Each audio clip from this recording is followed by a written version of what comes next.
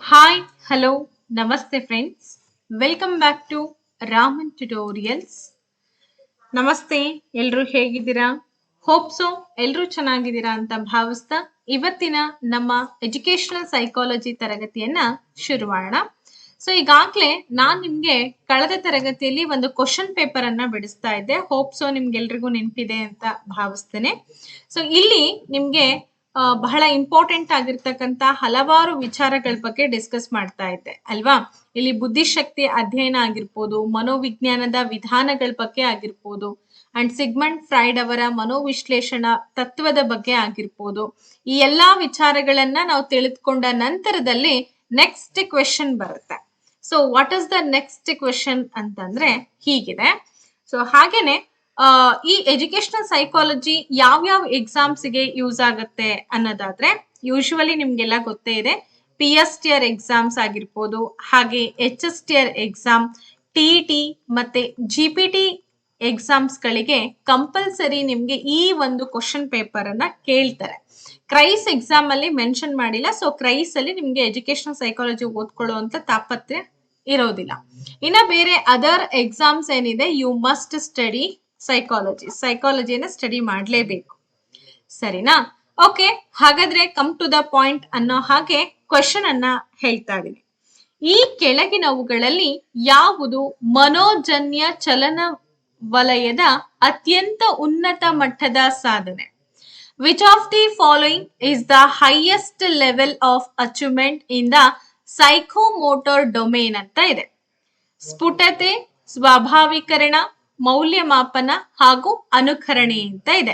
ಏನ್ madam question ಇದು, ಯಾವ್ದಕ್ ಸಂಬಂಧಪಟ್ಟಿದೆ ಕ್ವಶನ್ ಅಂತ ನಿಮ್ಗೆ ಡೌಟ್ ಬರ್ಬೋದು. ಸಹಜವಾಗಿ ಬಂದೇ ಬರುತ್ತೆ. ನಿಮಗೆ ಈ ಡೊಮೇನ್ಸ್ ಅಂತ ಬರುತ್ತೆ. ಡೊಮೇನ್ಸ್ ಅಂದ್ರೆ ಬೋಧನಾ ಉದ್ದೇಶಗಳ ವರ್ಗೀಕರಣ ಅಂತ ಹೇಳಿ ಈ ಬ್ಲೂಮ್ಸ್ ಟ್ಯಾಕ್ಸೋನಮಿ ಥಿಯರಿ ನೀವೆಲ್ಲ ಕೇಳಿರ್ತೀರ. ಬ್ಲೂಮ್ಸ್ ಟ್ಯಾಕ್ಸೋನಮಿ ಥಿಯರಿ ಏನ್ ಹೇಳತ್ತೆ ಅಂತಂದ್ರೆ 3 ವೇನಲ್ಲಿ ಅಂದ್ರೆ 3 ಡೊಮೇನ್ ನಲ್ಲಿ ಮಕ್ಕಳ ವಿಕಾಸ ಸಾಗುತ್ತೆ, ಬೋಧನಾ ಕ್ರಮ ಹಂತ ಹಂತವಾಗಿ ಸಾಗುತ್ತೆ ಅಂತ ಹೇಳಿ ಹೇಳ್ತಾರೆ. ಸೊ ಅದರಲ್ಲಿ ಮೊದಲನೇದು ಬಂದ್ಬಿಟ್ಟು ಕಾಗ್ನೇಟಿವ್ ಡೊಮೇನ್ ಅಂತ ಅಂದ್ರೆ ಜ್ಞಾನಾತ್ಮಕ ವಲಯ. ಹಾಗೆ ಎರಡನೇದು ಬಂದು ಈ ಭಾವನಾತ್ಮಕ ವಲಯ. ಮೂರನೇದು ಮನೋಕ್ರಿಯಾಜನ್ಯ ವಲಯ ಅಂತ ಹೇಳ್ತೀವಿ. ಅಂದ್ರೆ ಇಲ್ಲಿ ಮಗು ತನ್ನ ಸ್ನಾಯುಗಳ ಬಳಕೆ, ತನ್ನ ಒಂದು ಪ್ರಾಯೋಗಿಕ ಕೆಲಸಗಳ ಆಧಾರಿತವಾಗಿ ಇಲ್ಲಿ ಏನ್ ಮಾಡ್ತಾ ಹೋಗೋದು, ಚಿಂತನೆಯನ್ನ ಮಾಡ್ತಾ ಹೋಗ್ತೀವಿ. ಸೊ ಓಕೆ, ಅದನ್ನ ಮನೋಜನ್ಯ ಚಲನ ವಲಯ ಅಂತ ಹೇಳಿ ಕರಿತಾ ಇದೀವಿ. Yes, which one is the right answer? ಹಾಗಿದ್ರೆ ಇಲ್ಲಿ ಸ್ವಾಭಾವೀಕರಣ ಅಂತ ನೀವೆಲ್ಲರೂ ಹೇಳ್ತಾ ಇದ್ದೀರಾ, ಹೌದಾ?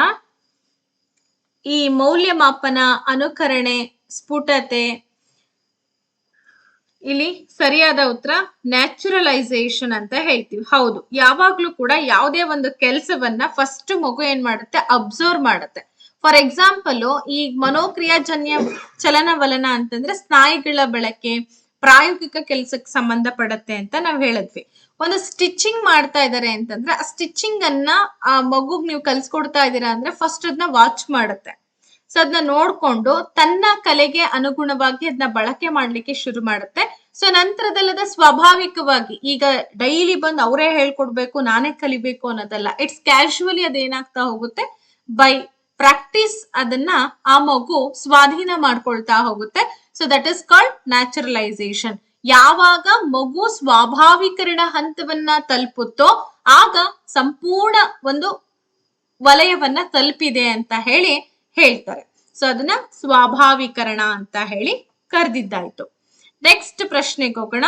ಸೊ ಮುಂದಿನ ಪ್ರಶ್ನೆ ಏನಿದೆ, the most expected and famous question ಅಂತಾನೆ ಹೇಳ್ಬೋದು. ಸಾಕಷ್ಟು ಬಾರಿ ಈ ಕ್ವಶನ್ ರಿವರ್ಸ್ಡ್ ಆಗಿದೆ. ಕೆಳಗಿನ ಯಾವ ಒಂದು ಜೊತೆಯ ಅಂಶಗಳನ್ನ ಒಂದೇ ನಾಣ್ಯದ 2 ಮುಖಗಳು ಅಂತ ಹೇಳಿ ಪರಿಗಣಿಸಲಾಗಿದೆ? Which pair of factors are considered as 2 sides of the same coin? Options ಏನಿದೆ, ಆಸಕ್ತಿ ಮತ್ತು ಅವಧಾನ, ಆಸಕ್ತಿ ಮತ್ತು ಪರಿಪಕ್ವತೆ, ಪರಿಪಕ್ವತೆ ಮತ್ತು ಪ್ರೇರಣೆ, ಮನೋಭಾವ ಮತ್ತು ಪರಿಪಕ್ವತೆ ಅಂತ ಇದೆ. ಸೊ ಹಾಗೇನೆ ಯಾರಾದ್ರೂ ಆನ್ಲೈನ್ ಪೇಡ್ ಕ್ಲಾಸಸ್ಗಳನ್ನ ಜಾಯಿನ್ ಆಗ್ಬೇಕು ಅಂತ ಹೇಳಿ ನೀವು ವೇಟ್ ಮಾಡ್ತಾ ಇದ್ರೆ ಲಾಸ್ಟ್ 25th ನಾನು ಲಾಸ್ಟ್ ಡೇಟ್ ಕೊಟ್ಟಿದ್ದೆ, ನೆನಪಿದೆ ಅಂತ ಅನ್ಕೊಳ್ತೀನಿ. ಅಂಡ್ ಇವಾಗ ಮತ್ತೊಂದು ಅವಕಾಶಗಳನ್ನ ಕೊಡ್ತಾ ಇದ್ದೀವಿ. ಹೊಸ ಬ್ಯಾಚ್ ಅನ್ನ ಕೂಡ ನಾನು ಅನೌನ್ಸ್ ಮಾಡ್ತಾ ಇದ್ದೀನಿ. ಯಾರಿಗೆಲ್ಲ ಆನ್ಲೈನ್ ಪೇಡ್ ಕ್ಲಾಸಸ್ ನ ಅವಶ್ಯಕತೆ ಇದೆ, ಸೊ ನಿಮಗೆ ಜಾಯಿನ್ ಆಗ್ಬೇಕು ಅಂತಂದ್ರೆ ಈ ನೆಕ್ಸ್ಟ್ ಆಗಸ್ಟ್ ಮಂತ್ 5th ಇಂದ ಹೊಸ ಬ್ಯಾಚ್ ಅನ್ನ ಶುರು ಮಾಡ್ತಾ ಇರಿ. ಆಗಸ್ಟ್ ತಿಂಗಳು 5ನೇ ತಾರೀಕಿನಿಂದ ಹೊಸ ಬ್ಯಾಚ್ ನಿಮ್ಗೆಲ್ರಿಗೂ ಕೂಡ ಶುರುವಾಗ್ತಿದೆ. ಯಾರಿಗೆಲ್ಲ ತರಗತಿಗಳನ್ನ ತೆಗೆದುಕೊಳ್ಬೇಕು, ಅಯ್ಯೋ ನಾನು 25th ಬ್ಯಾಚ್ ಮಿಸ್ ಮಾಡ್ಕೊಂಡೆ ಅಂತ ಅನ್ಕೊಂಡಿರ್ತೀರಾ, definitely you can join this group. Okay, so ಹಾಗಾಗಿ 8217670405 ನಂಬರ್ ಅನ್ನ ನೀವು ಕಾಂಟ್ಯಾಕ್ಟ್ ಮಾಡಿ. ಹಾಗೇನೆ 6361153623 ನಂಬರ್ನ ನೀವು ಕಾಂಟ್ಯಾಕ್ಟ್ ಮಾಡಿದ್ರೆ ನಿಮ್ಗೆ ಕ್ಲಾಸಸ್ ನ ಸಂಪೂರ್ಣ ಡೀಟೇಲ್ಸ್ ಗಳೆಲ್ಲ ಗೊತ್ತಾಗುತ್ತೆ. ಸರಿನಾ?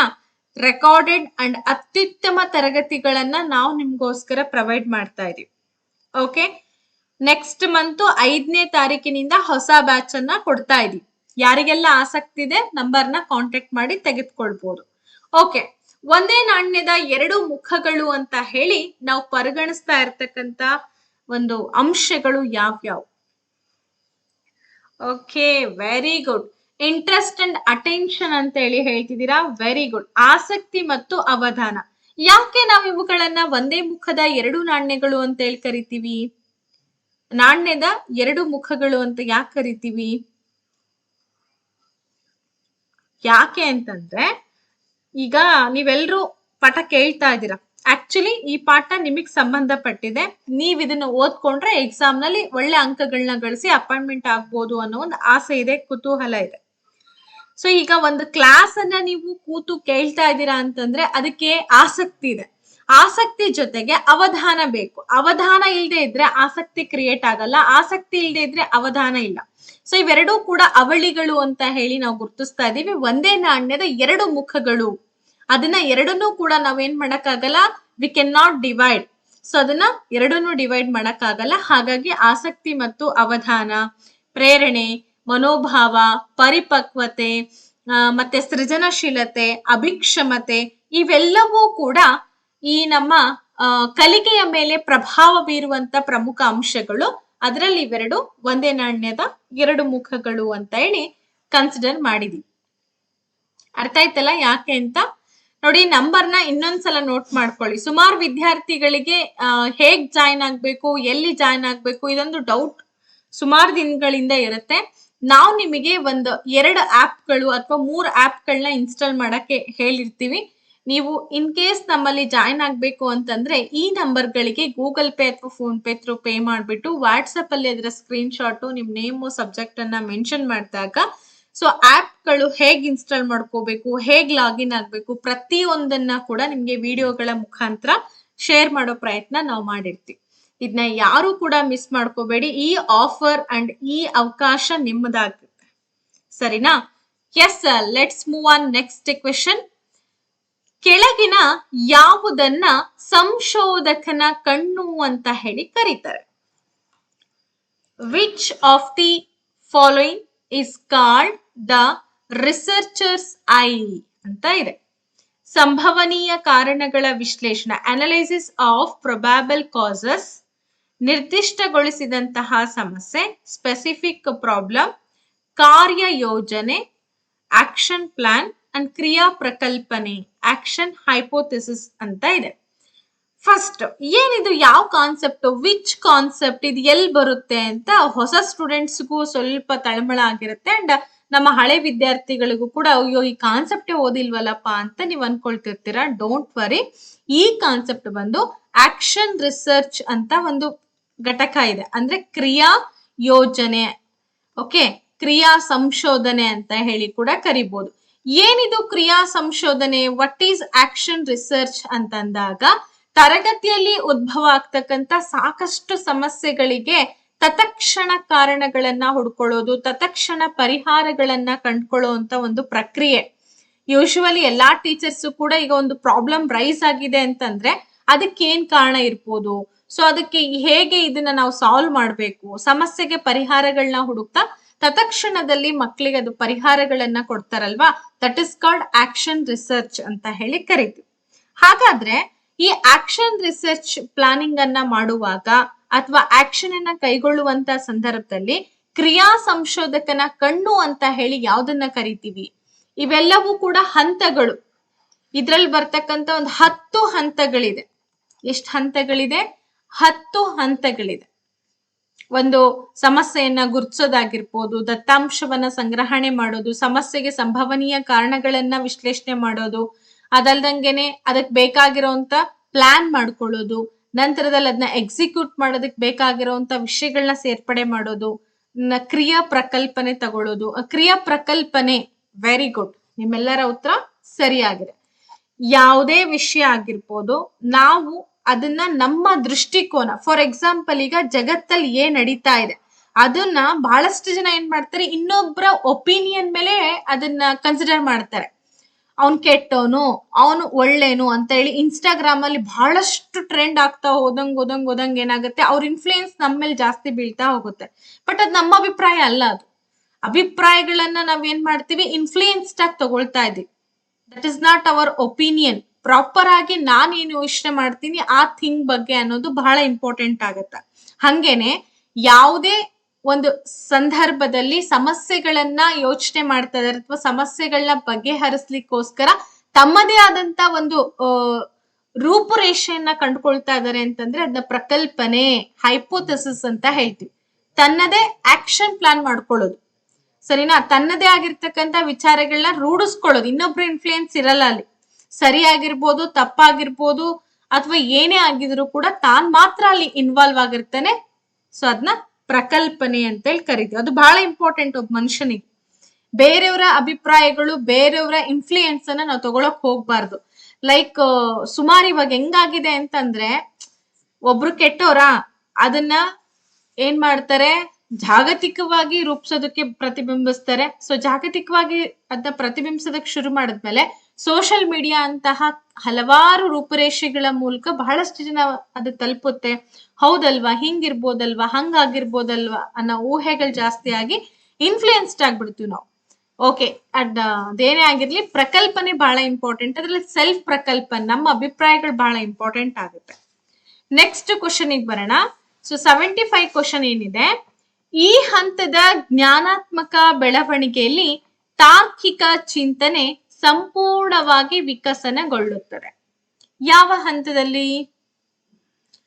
In this stage of cognitive development logical thinking is fully developed ಅಂತ ಇದೆ.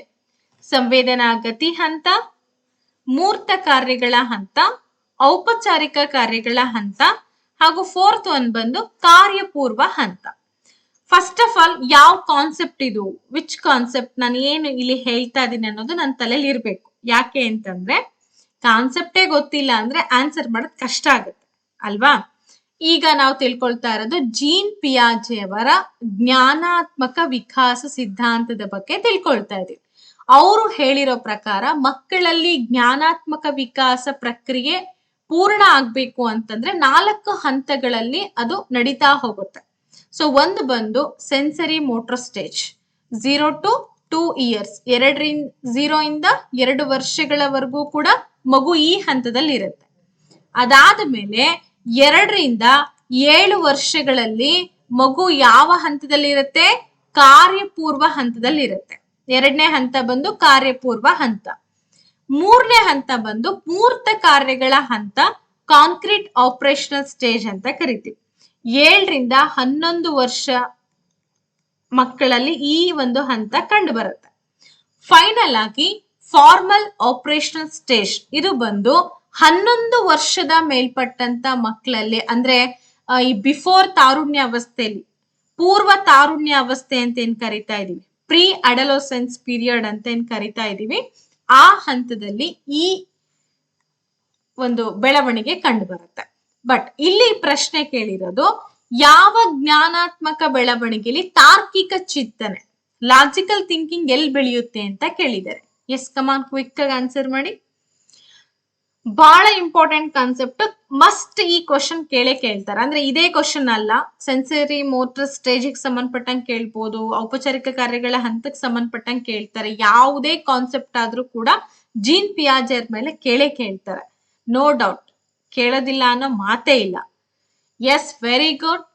ಆಪ್ಷನ್ ನಂಬರ್ 3 ಅಂತ ಏನ್ ಹೇಳಿದ್ರಿ, 100% ನಿಮ್ಮ ಉತ್ತರ ಸರಿಯಾಗಿದೆ.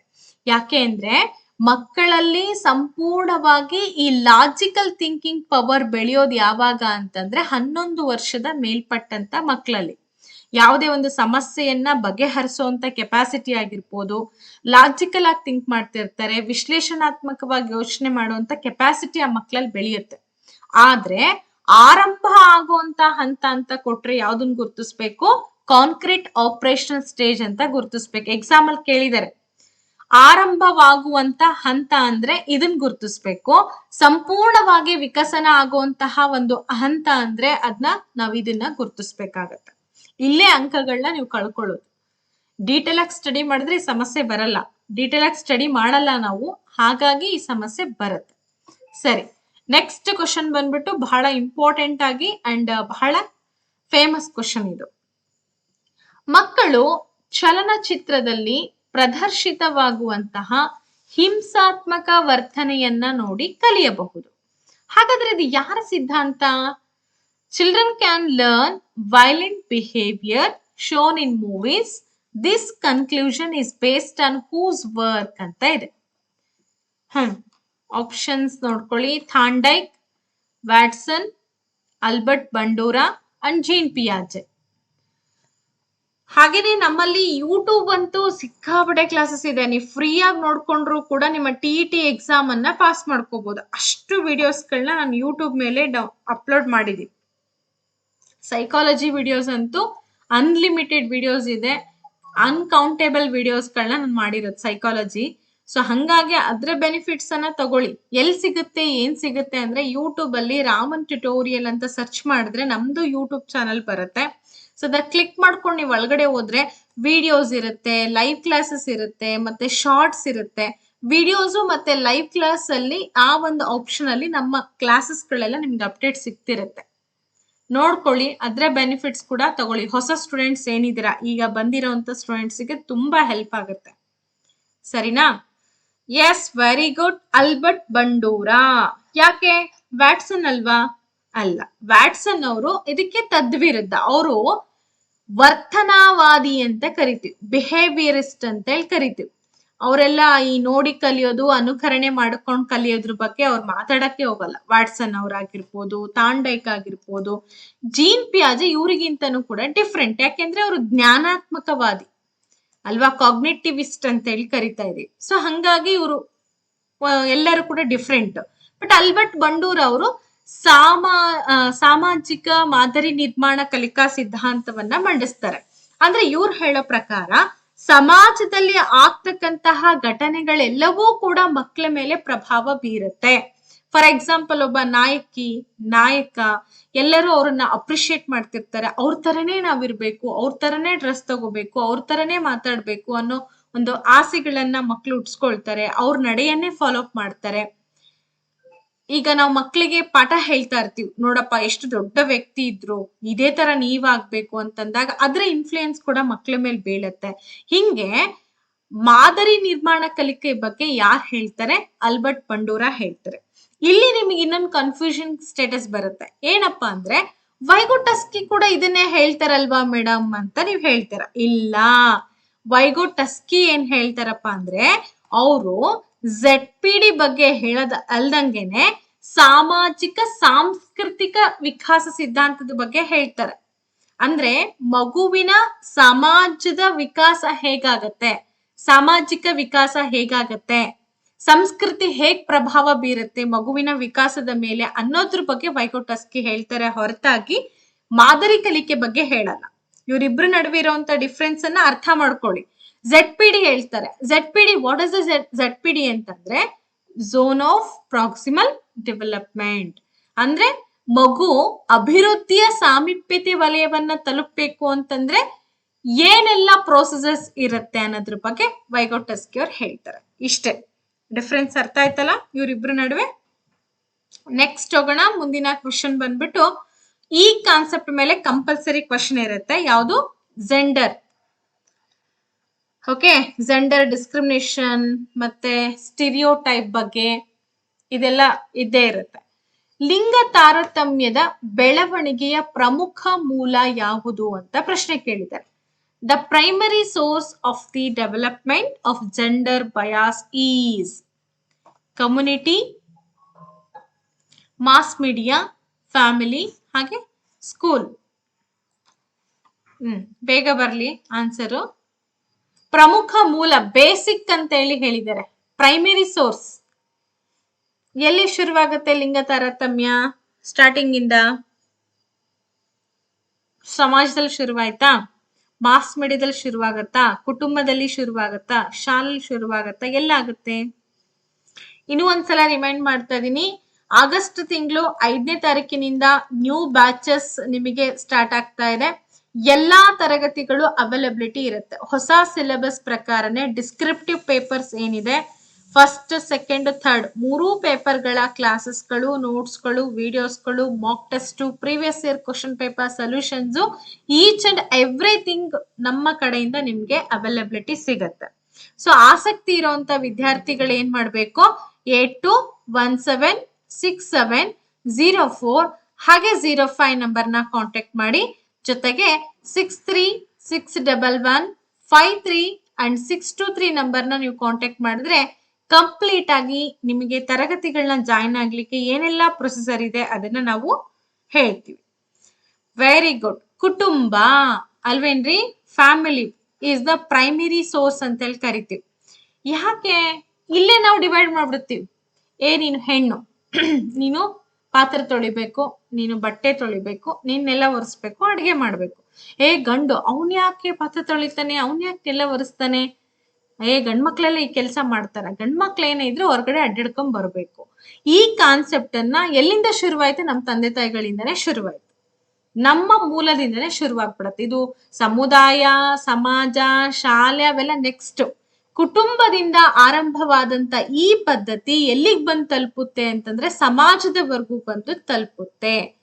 ಇಲ್ಲಿ ಸ್ಟಿರಿಯೋಟೈಪ್ಸ್, ಪಾತ್ರ ನಿರ್ವಹಣೆ ಅಂತ ಬರುತ್ತೆ. ಹೆಣ್ಮಕ್ಳು ಇದೇ ಪಾತ್ರ ಮಾಡ್ಬೇಕು, ಗಂಡ್ಮಕ್ಳು ಇದೇ ಪಾತ್ರ ಮಾಡ್ಬೇಕು. ಅದು ಮೊದ್ಲಿಂದಲೂ ಕೂಡ ಏನಾಗಿದೆ, ಸ್ಟಿರಿಯೋಟೈಪ್ ಬಂದಿರೋದ್ರಿಂದ so family is the primary source ಅಂತ ಹೇಳಿ ನಾವು ಗುರುತಿಸ್ತಾ ಇದೀವಿ. ಅರ್ಥ ಆಯ್ತಲ್ಲ? ನೆಕ್ಸ್ಟ್ ಹೋಗೋಣ. ಆನಂತರ ಶಾಲೆಯಲ್ಲಿ ಆಬ್ವಿಯಸ್ಲಿ ನಾವು ಟೀಚರ್ಸ್ ನಾವೆಲ್ಲ ಓದ್ಕೊಂಡಿರ್ತೀವಿ, ಆದ್ರೂ ಕೂಡ ಅಲ್ಲೂ ಡಿಸ್ಕ್ರಿಮಿನೇಷನ್ ಮಾಡ್ತಾ ಇರ್ತೀವಿ. ಎಸ್, ನೆಕ್ಸ್ಟ್ ಕ್ವಶನ್ಗೆ ಹೋಗೋಣ.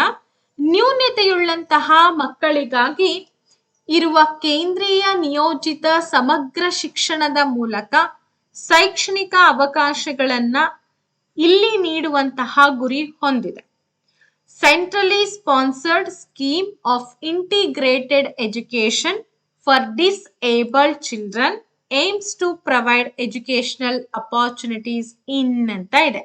ಇದು ಯಾವ ಕಾನ್ಸೆಪ್ಟ್ ಮೇಲೆ ಇದೆ ಅಂತಂದ್ರೆ ಇಂಟಿಗ್ರೇಟೆಡ್ ಎಜುಕೇಶನ್ ಅಂತ ಬರುತ್ತೆ ನಿಮ್ಗೆ. ಅಂದ್ರೆ ಸಮನ್ವಯ ಶಿಕ್ಷಣ, ಅಂತರ್ಗತ ಶಿಕ್ಷಣ ಅಲ್ವಾ? ಇನ್ಕ್ಲೂಸಿವ್ ಎಜುಕೇಶನ್ ಅಂತಾನು ಕೂಡ ಇದನ್ನ ಕರಿತೀವಿ ನಾವು. ಈ ಟಾಪಿಕ್ ಮೇಲೆ ಸುಮಾರು ಏನಿಲ್ಲ ಅಂದ್ರೆ 2-3 ಅಂಕಗಳ ಪ್ರಶ್ನೆಗಳನ್ನ ಕೇಳ್ತಾರೆ. ಸರಿ, ಸಾಮಾನ್ಯ ಶಾಲೆ, ವಿಶೇಷ ಶಾಲೆ ಹಾಗೆ ಮುಕ್ತ ಶಾಲೆಗಳು ಮತ್ತೆ ಅಂಧ ಪರಿಹಾರ ಶಾಲೆಗಳು ಅಂತ ಇದೆ. ಎಸ್, ಕಮಾನ್, ಕ್ವಿಕ್ ಆಗಿ ಆನ್ಸರ್ ಬರ್ಲಿ.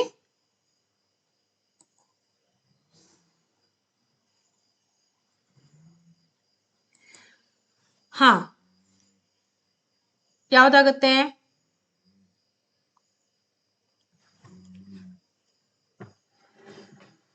ಎಸ್, ಸಾಮಾನ್ಯ ಶಾಲೆಗಳು, ರೆಗ್ಯುಲರ್ ಆರ್ ನಾರ್ಮಲ್ ಸ್ಕೂಲ್ಸ್. ಈ ನಮ್ಮ ಕೇಂದ್ರ ಸರ್ಕಾರದ ಯೋಜನೆ ಪ್ರಕಾರ ಯಾವುದೇ ನ್ಯೂನತೆ ಇರುವಂತಹ ಮಗು ಇರ್ಬೋದು, ಆ ಮಗುವನ್ನ ಸಾಮಾನ್ಯ ಶಾಲೆಯಲ್ಲಿ ಸಾಮಾನ್ಯ ಮಗುವಿನಂತೆ ನಾವು ಪಾಠ ಬೋಧನೆ ಮಾಡ್ಬೇಕು. ಸೊ ಇಲ್ಲಪ್ಪ ನಿನ್ಗೆ ಅಂಗವಿಕಲ ಇದೆಯಾ, ನಿನಗೆ ಈ ಶಿಕ್ಷಣ ಇಲ್ಲಿ ಕೊಡಲ್ಲ, ಬೇರೆ ಕಡೆ ಹೋಗು ಅಂತ ಅನ್ನೋ ಹಾಗೇನೆ ಇಲ್ಲ. ಸೊ ಅದನ್ನೇ ನಾವು ಇನ್ಕ್ಲೂಸಿವ್ ಎಜುಕೇಶನ್ ಅಂತ ಹೇಳಿ ಓದೋದು, ಅಥವಾ ಅಂತರ್ಗತ ಶಿಕ್ಷಣ ವ್ಯವಸ್ಥೆ ಅಂತ ಹೇಳಿ ಕೂಡ ಓದ್ತೀವಿ. ಸರಿನಾ? ಅದಾದ್ಮೇಲೆ ಈಗ ಬ್ಲೈಂಡ್ ಸ್ಟೂಡೆಂಟ್ಸ್ಗೆ ಅವರಿಗೆ ಸಪರೇಟ್ ಆಗಿ ಒಂದು ಬ್ರೈಲ್ ಲಿಪಿಯನ್ನ ಕೊಡುವಂಥದ್ದು, ಅಂಡ್ ಶ್ರವಣ ದೋಷ ಇರುವಂತ ಮಕ್ಕಳಿಗೆ ಈ ಅಕ್ಷರಗಳನ್ನ ದೊಡ್ಡದಾಗಿ ತಿಳಿಸುವಂತ ಪ್ರಯತ್ನವನ್ನ ಮಾಡೋದು, ಇದೆಲ್ಲ ಕಾಮನ್ ಆಗಿ ವಿಶೇಷ ಶಾಲೆಗಳಲ್ಲಿ ಮಾಡ್ತಾರೆ. ಸರಿ, ನೆಕ್ಸ್ಟ್ ಹೋಗೋಣ. ನೈತಿಕ ಬೆಳವಣಿಗೆ ಸಿದ್ಧಾಂತವನ್ನ ಪ್ರತಿಪಾದನೆ ಮಾಡಿದವ್ರು ಯಾರು? The theory of moral development was proposed by Kohlberg, Bandura, Bruner and Gagne. Moral development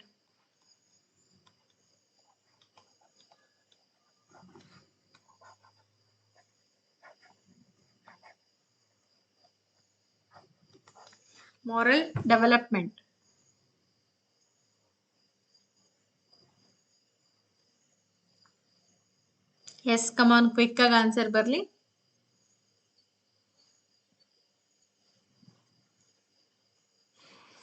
very good, Kohlberg. ಯಾಕೆಂದ್ರೆ ನೈತಿಕ ಬೆಳವಣಿಗೆ ಸಿದ್ಧಾಂತ ಅಂದ್ರೆ ನಮಗ್ ನೆನ್ಪಿಗೆ ಬರೋದೇ ಕೋಲ್ಬರ್ಗ್ ಅಲ್ವಾ?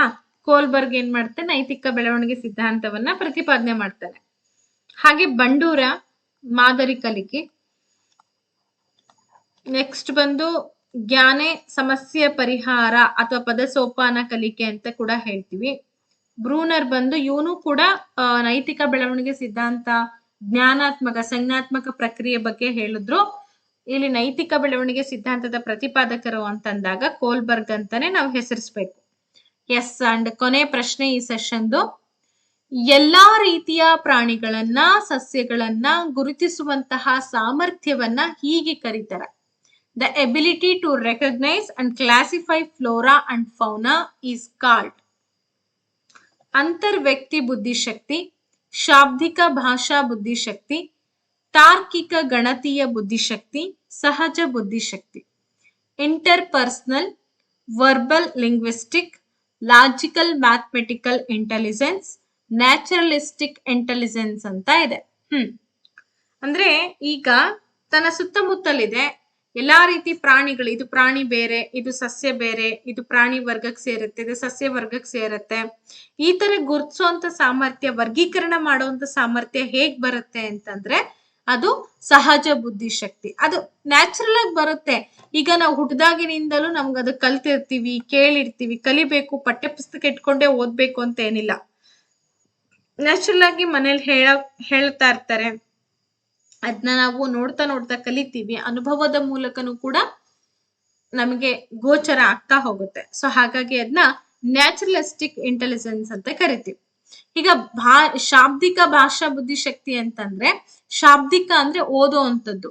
ಈಗ ಭಾಷೆಗೆ ಸಂಬಂಧಪಟ್ಟಂತೆ ಸೊ ಭಾಷಾಶಾಸ್ತ್ರ, ಲಿಟ್ರೇಚರ್ ಆಗಿರ್ಬೋದು, ಗ್ರಾಮರ್ ಆಗಿರ್ಬೋದು, ಲ್ಯಾಂಗ್ವೇಜ್ ಟರ್ಮ್ಸ್ ಆಗಿರ್ಬೋದು, ಇದೆಲ್ಲದ್ರ ಬಗ್ಗೆ ಜ್ಞಾನ ಇದೆ ಅಂತಂದ್ರೆ, ಅದನ್ನ ನಾವು ಹೇಳೋಂತ ಕೆಪಾಸಿಟಿ ನಮ್ಮಲ್ಲಿ ಇದೆ ಅಂದ್ರೆ ಅದನ್ನ ಶಾಬ್ದಿಕ ಭಾಷಾ ಬುದ್ಧಿಶಕ್ತಿ ಅಂತ ಕರೀತಾರೆ. ಇನ್ನ ಆಪ್ಷನ್ ನಂಬರ್ 3 ಏನಿದೆ, ಲಾಜಿಕಲ್ ಮ್ಯಾಥಮೆಟಿಕಲ್ ಇಂಟೆಲಿಜೆನ್ಸ್. ಈಗ ತಾರ್ಕಿಕವಾಗಿ ಕೆಲವೊಂದು ಗಣಿತಕ್ಕೆ ಸಂಬಂಧಪಟ್ಟಂತ ಬುದ್ಧಿಶಕ್ತಿ ಇರುತ್ತೆ, ಅದನ್ನ ನಾವು ಸಾಲ್ವ್ ಮಾಡುವಂತ ಕೆಪಾಸಿಟಿ ಇರುತ್ತೆ ಅಂದ್ರೆ ಅದನ್ನ ಈ ಬುದ್ಧಿಶಕ್ತಿ ಅಂತೇಳಿ ಕರಿತಾ ಇದೀವಿ.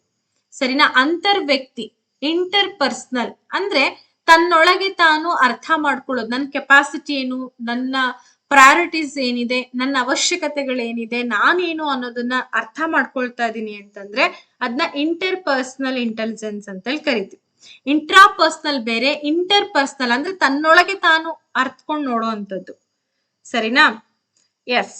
ಹಾಗಾದ್ರೆ ಇವತ್ತು ನಾವು ಸುಮಾರು ಕ್ವೆಶ್ಚನ್ ಅಂಡ್ ಆನ್ಸರ್ಸ್ ಗಳನ್ನ ಈ ತರಗತಿಯಲ್ಲಿ ಡಿಸ್ಕಸ್ ಮಾಡುವಂತ ಪ್ರಯತ್ನ ಮಾಡಿದೀನಿ. ಅಣ್ಣ ನಿಮಗೆ ಹೊಸ ಬ್ಯಾಚಸ್ ಗಳನ್ನ ಕೂಡ ಸ್ಟಾರ್ಟ್ ಮಾಡ್ತಾ ಇದ್ದೀವಿ ಅಂತ ಇಂಟಿಮೇಶನ್ ಕೊಟ್ಟಿದ್ದೀನಿ. ಯಾರೆಲ್ಲ ನ್ಯೂ ಬ್ಯಾಚಸ್ ಗಳನ್ನ ಜಾಯಿನ್ ಆಗ್ಬೇಕು ಅಂತೀರಾ, ಡೆಫಿನೆಟ್ಲಿ ಜಾಯಿನ್ ಆಗಿ. ದಿ ಬೆಸ್ಟ್ ಆನ್ಲೈನ್ ಪ್ಲಾಟ್ಫಾರ್ಮ್ ಅಂದ್ರೆ ಅದು ರಾಮನ್ ಟ್ಯುಟೋರಿಯಲ್. ಪ್ರತಿ ವರ್ಷ ಪ್ರತಿ ಒಂದು ಎಕ್ಸಾಮ್ಸ್ ಅಲ್ಲೂ ಕೂಡ ಒಳ್ಳೊಳ್ಳೆ ರಿಸಲ್ಟ್ಸ್ ಗಳು ಸಿಗತ್ತೆ. ಒಳ್ಳೆ ಕಂಟೆಂಟ್ ನಿಮಗೆ ತುಂಬಾ ಇಂಪಾರ್ಟೆಂಟ್, ರಿಸಲ್ಟ್ ಗಿಂತಲೂ ಕೂಡ ಕಂಟೆಂಟ್ ಬಹಳ ಇಂಪಾರ್ಟೆಂಟ್ ಇರುತ್ತೆ. ಸರಿನಾ? ಸೊ ಈ ತರ ನಿಮ್ಗೆಲ್ರಿಗೂ ಅವಕಾಶ ಇರುತ್ತೆ ಜಾಯಿನ್ ಆಗ್ಲಿಕ್ಕೆ. 82176704 and 05 ಆಗಸ್ಟ್ 5ನೇ ತಾರೀಕಿನಿಂದ ಮತ್ತೆ ಹೊಸ ಬ್ಯಾಚ್ ಅನ್ನ ಕೂಡ ಶುರು ಮಾಡ್ತಾ ಇದೀವಿ. ಅಲ್ಲಿವರೆಗೂ ಕೂಡ ಜಾಯಿನ್ ಆಗ್ಲಿಕ್ಕೆ ಅವಕಾಶ ಇದೆ. ಯಾರಿಗೆಲ್ಲ ಅವಶ್ಯಕತೆ ಇದೆ ನೀವು ಜಾಯಿನ್ ಆಗ್ಬೋದು. 6361153623 ನಂಬರ್ನ ನೀವು ಕಾಂಟ್ಯಾಕ್ಟ್ ಮಾಡಿ. ಓಕೆ, ಹಾಗಾದ್ರೆ ಇವತ್ತಿನ ಈ ತರಗತಿಯನ್ನ ನಾವಿಲ್ಲಿ ಮುಗಿಸೋಣ. ಧನ್ಯವಾದಗಳು. Take care. ಬಾಯ್ ಬಾಯ್.